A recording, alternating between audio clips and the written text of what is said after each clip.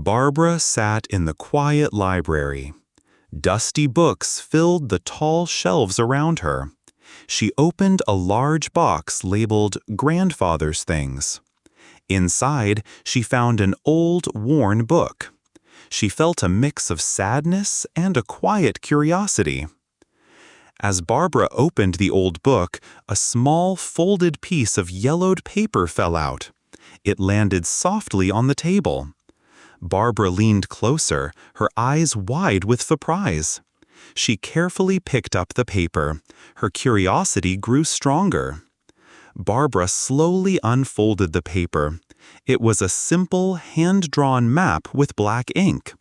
Then she saw something else hidden inside the book's cover. It was a small, heavy bronze compass. Its glass face was slightly scratched.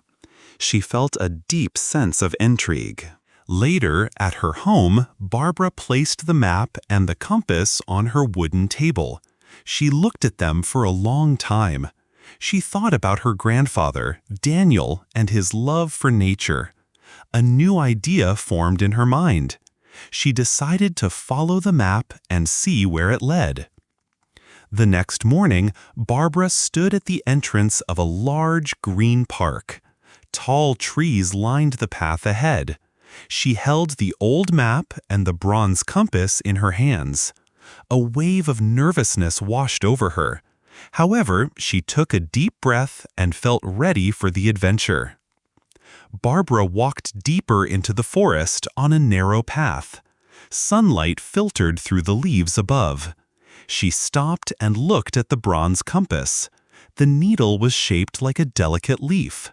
It pointed directly ahead, not towards the north. She felt focused and curious about its direction. Further along the path, Barbara saw a large rock.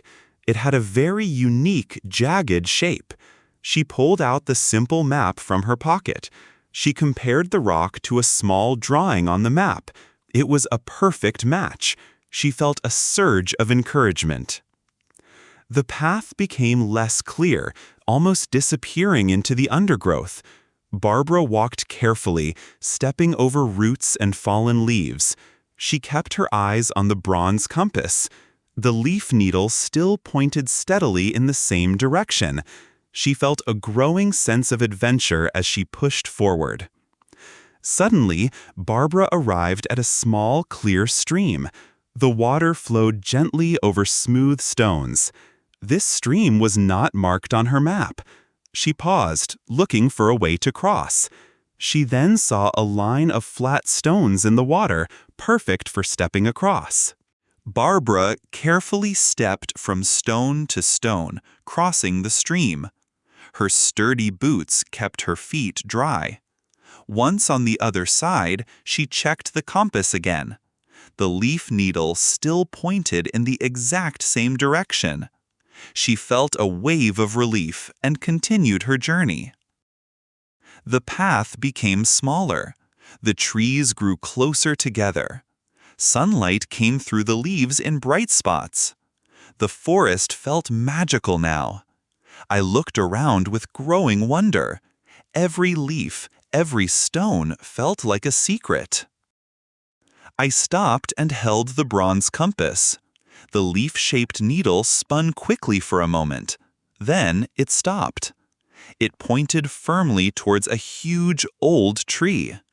This tree was much bigger than the others. My heart beat fast with excitement. The compass was working. I walked towards the huge tree. Its branches reached high into the sky. As I walked around it, I saw something hidden. Behind the tree were low, moss-covered walls. It was the ruined stone house.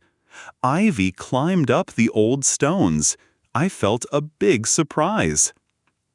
I stepped slowly into the ruins. There was no roof, only the sky above. Inside, it was very peaceful. Green grass grew on the floor. Small, colorful flowers bloomed everywhere. The air felt calm and still. It was a beautiful, quiet place. I looked at the old stone walls. One stone looked different. It was a little loose. I carefully put my fingers around it. Then I pulled it out slowly. Behind it, there was a small hidden space. My heart started to beat faster again. Inside the hidden space, I saw a small wooden box. It was old and simple. I carefully took the box out.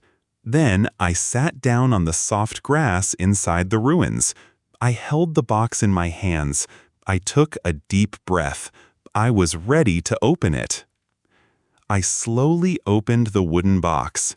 Inside, there was a small, brown, leather-bound notebook. Its cover was worn smooth. Next to it were some old, faded photographs. I knew the notebook right away. It was my grandfather Daniel's journal. I opened it carefully.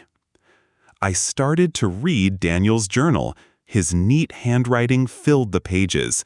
He wrote about his deep love for this forest. He described his work as a botanist, studying plants. One photo showed him smiling. He stood next to the house when it was new. It was a very touching moment.